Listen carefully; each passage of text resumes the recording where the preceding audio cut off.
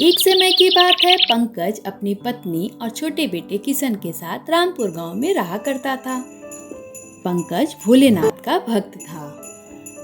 गांव के पास वाले जंगल में ही एक भोलेनाथ की प्राचीन मंदिर थी।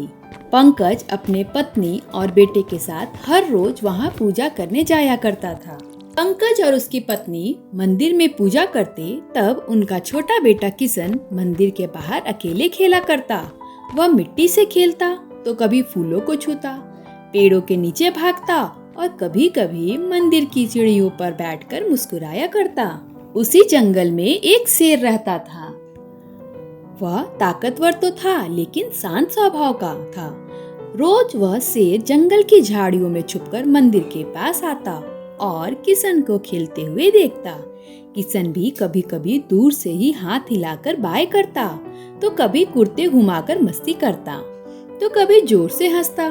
शेर भी उसे देखकर जैसे मुस्कुराता अपनी बड़ी बड़ी आंखों से।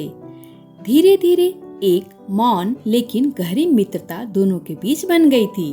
किशन को नहीं पता था कि वह एक जंगली जानवर है और शेर भी भूल गया था कि वह एक शिकारी है। शायद मासूमियत ने दोनों को जोड़ दिया था। एक दिन की बात है, आसमान में काले बादल छा गए, जोरदार बारिश शुरू हो गई। पास की नदी उफान पर आ गई और गांव में बाढ़ सा आ गया।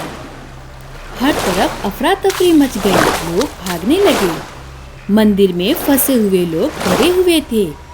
इसी भगदड़ में किशन का पैर फिसल गया और वह बहते पानी में नदी की ओर बह गया।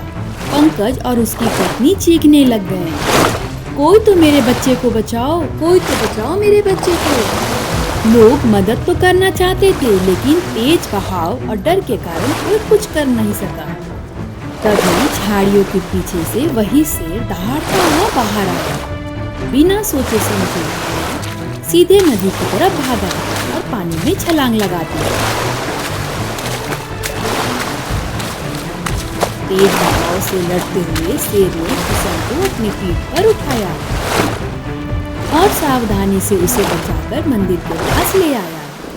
यह सब देख लोग हैरान रह गए। किशन अभी भी बेहोश था, लेकिन सुरक्षित था। शेर ने एक बार और किशन को देखा, उसकी नन्ही हथेली को अपनी नाकों से छुआ और फिर शांत भाव से वापस जंगल की ओर चला गया।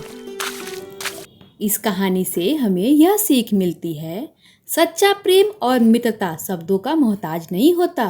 करुणा, दया का भाव इंसानों में ही नहीं, प्रकृति के हर जीव में होता है। जो रिश्ता दिल से जुड़ता है वह सबसे सच्चा होता है। Please like, share and subscribe. मिलते हैं नेक्स्ट स्टोरी में।